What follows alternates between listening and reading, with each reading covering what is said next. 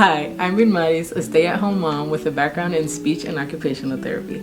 And today I wanted to show you guys a simple routine that I have been doing with my son that has made a big difference in his development and in our daily rhythm.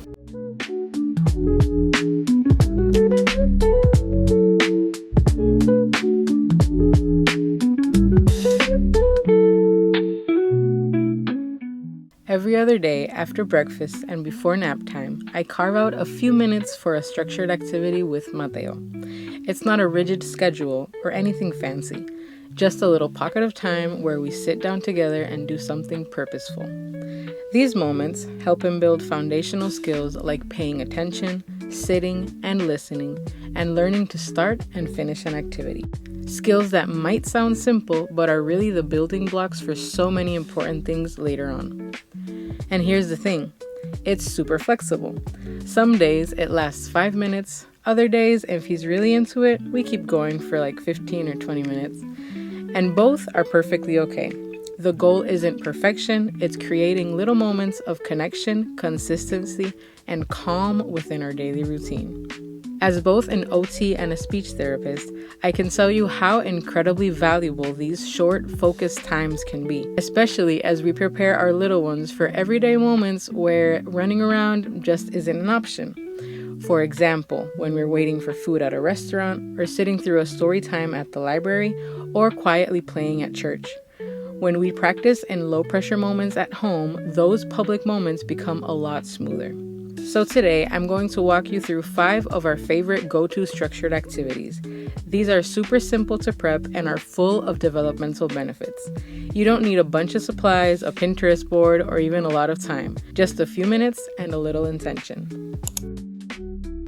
Let's start with one of my favorites, arts and crafts. And I promise you do not need to have Pinterest-level skills to enjoy crafts with your toddler. We use things like stickers, crayons, finger paint. Sometimes we just rip up colored paper and glue it down in random patterns.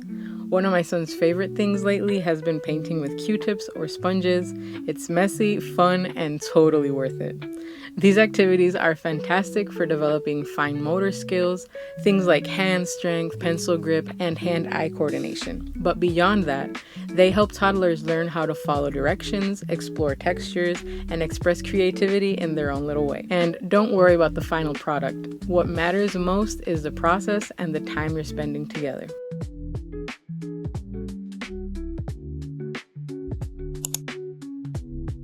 Reading is already a big part of our day, especially before bed. But during this structured time, I like to approach it a little differently. Instead of just reading straight through a book, I slow things down. I get animated with my voice, use big facial expressions, and add gestures and sounds. This makes the experience way more interactive, and toddlers love it. Lately, I've been reading from a book that doesn't have many pictures. I've been reading to him about God's creation. I recite just a few lines and add a new line each day that we sit down. Over time, he starts to anticipate the words because they're repeated often, which builds memory and attention. And because there are no pictures, he tunes into me, my expressions, my tone, and my hand movements.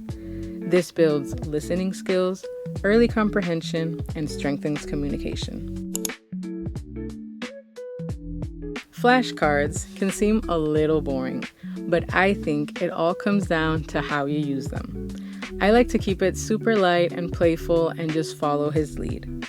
We use flashcards for naming animals, identifying objects, practicing sounds, and learning simple baby signs.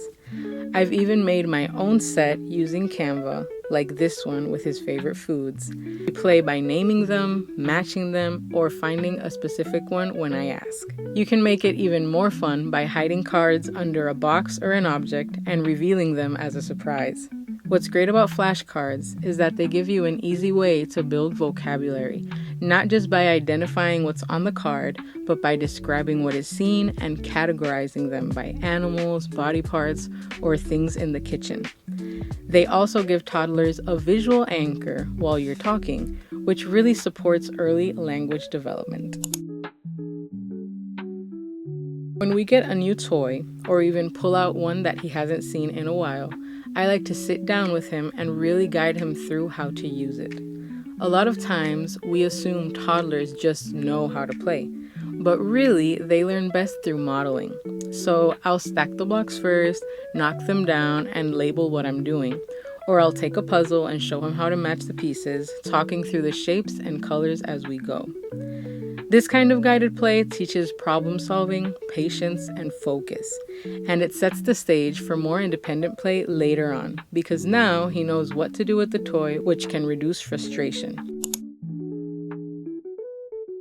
Lastly, we love anything hands-on. Play-Doh, putting straws into a container, scooping pom-poms into bowls, or opening and closing jars. It's all gold when it comes to fine motor development.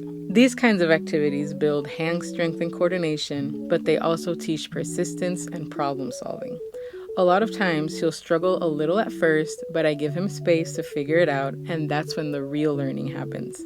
You can rotate simple tools or materials each week to keep it fresh. Think tongs, spoons, stacking rings, or even clothespins. It doesn't have to be fancy to be effective. So that's a peek into our structured activity routine. Remember, you don't have to do it all, and it doesn't have to look perfect. These little windows of intentional time add up. They strengthen your connection with your child and gently build the skills they'll use for years to come. If you enjoyed this video and want more activity ideas, let me know in the comments or tell me what kind of routines or tips you'd like to see next. Thank you so much for spending time with me today. I am cheering you on in your motherhood journey, and I'll see you in the next video.